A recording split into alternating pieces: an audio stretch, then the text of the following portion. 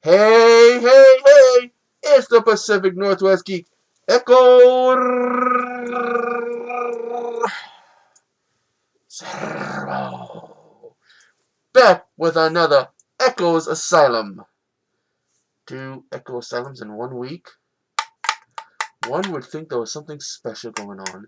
Now, what could be going on that's so important that I had to do 2 Echo Asylums in 1 week? Huh. But anyways, I've been looking at the 2004 movie Death Valley, The Revenge of Bloody Bill, which apparently is the first in-house production for them, as previously they had outsourced it up, commissioned someone to do it. And this was the first time they were going to do it. Now, this was directed by Byron Warner.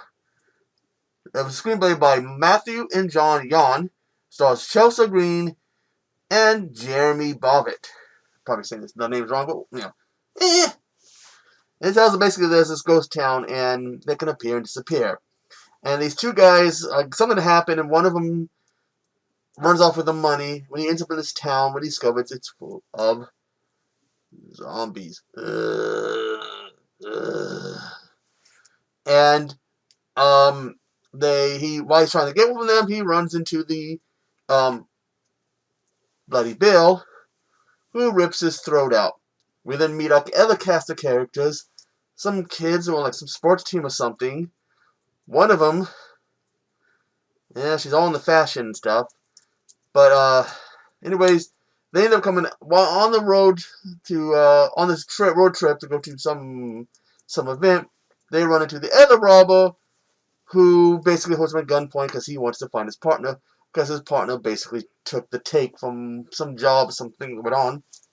They do find the town. They find his partner, who turns into a zombie after warning that Bloody Bill is going to come for them.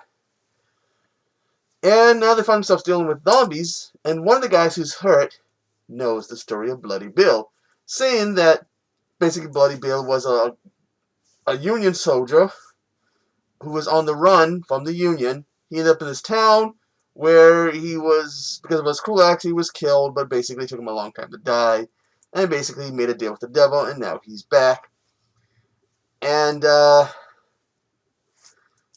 anyone he kills, or any of his fellow zombies that he's made kill, turn into a zombie. I mean, they don't gotta bite them. I mean, they can just, like rip the throat out. Boom. You turn into a zombie.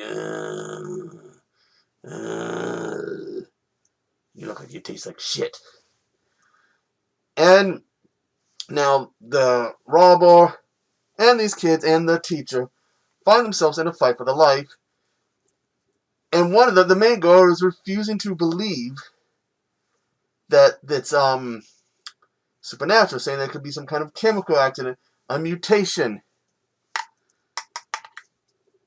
Mutations? Okay. Supernatural? Yeah. She tends to give this expression at times and makes it look like she's a bit of a bitch, but I did not care for her. I like the one woman who was all into fashion and stuff. She needed clothes for all kinds of events, even ones that weren't going to happen. But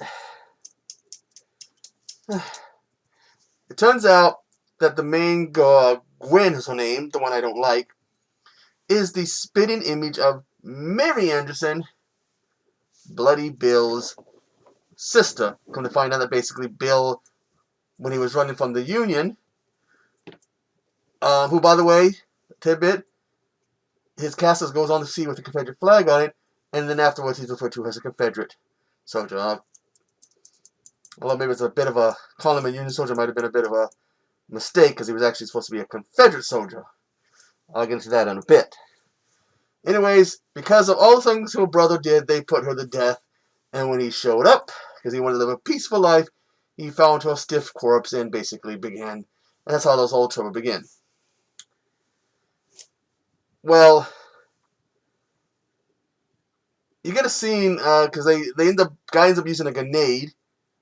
And it's within a short, literally, it's like probably that far of a distance from him, and neither of the guys are, well, Bill's not even blown to pieces, and there was enough of the other guy left for him to steal his face.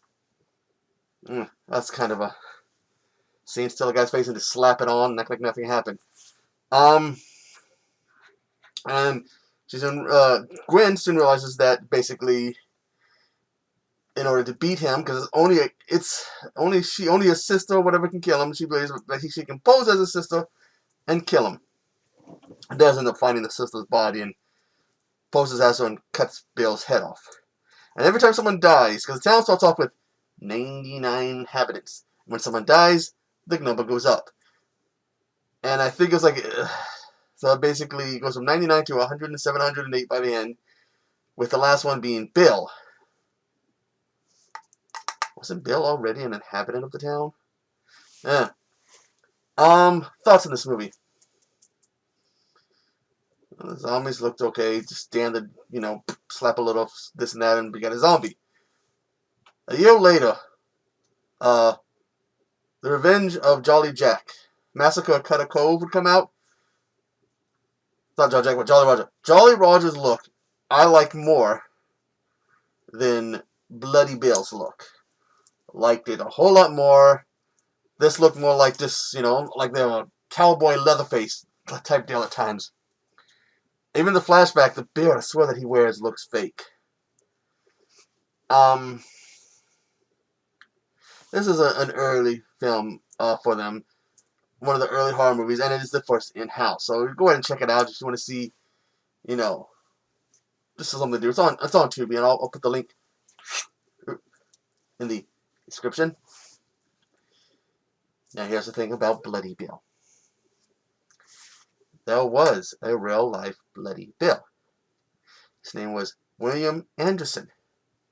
And during the Civil War, he was a Confederate guerrilla.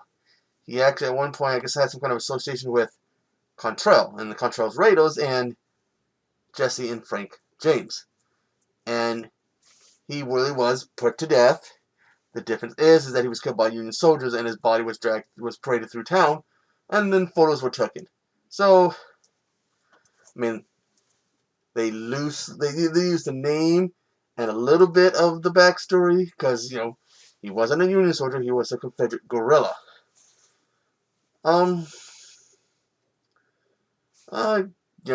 they've only been around for probably a few years at this time. They still had things they had to do to work on, but not bad for the first in-house production. Not bad at all. You can see from here they had a lot from here to learn from in terms of doing an in-house production. But now I gotta go because this mouth is getting stuffy and I want to go get something to eat. A Bloody Bill burger.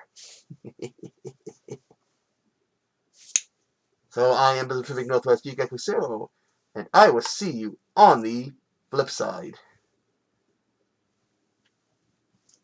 Toodaloo.